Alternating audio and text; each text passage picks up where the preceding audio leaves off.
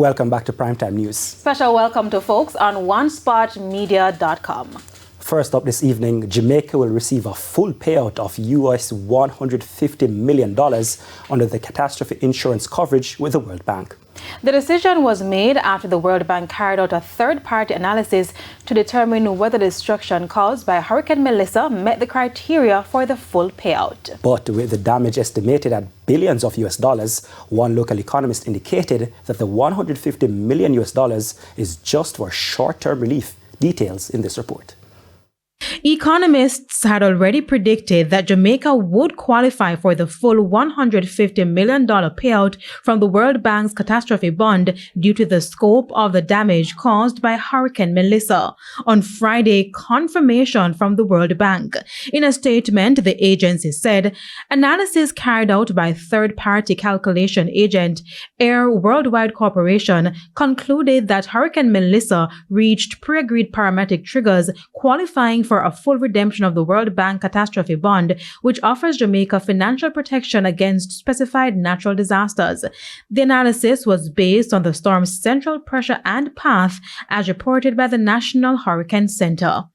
The island first received insurance coverage against named storm events from the World Bank through a World Bank-issued catastrophe bond in 2021.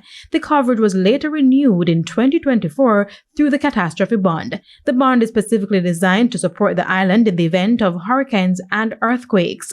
Economist Keenan Faulkner explains how it works.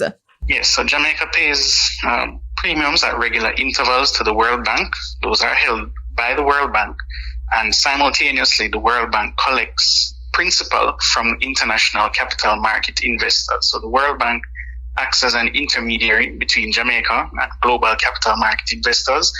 In the event that an event is triggered, then the capital market investors lose their principal, which is what Jamaica is expected to receive in the form of $150 million US. This means it is not a loan that Jamaica is expected to pay back. However, the fund is not enough to cover the widespread devastation in the country, with damage so far estimated at about $7 billion US. Mr. Faulkner explained that the catastrophe bond is just to help with immediate relief and recovery, and there's no restriction on how the funds should be spent. It is solely dependent on the government. Well, this catastrophe bond is really expected to just get Jamaica back on its feet with initial recovery. So long-term reconstruction will have to be facilitated over several budget cycles. And that will need to be budgeted for over the next few years. He said the country is expected to receive the funds from the World Bank sometime next week. And in addition to the catastrophe bond, the World Bank said a broad package of World Bank group assistance is ready to be mobilized to support Jamaica. This will be done by disbursing emergency funds, the redeployment of existing project funds, and targeted private sector support through the International Finance Corporation, the World Bank's group's private sector development arm.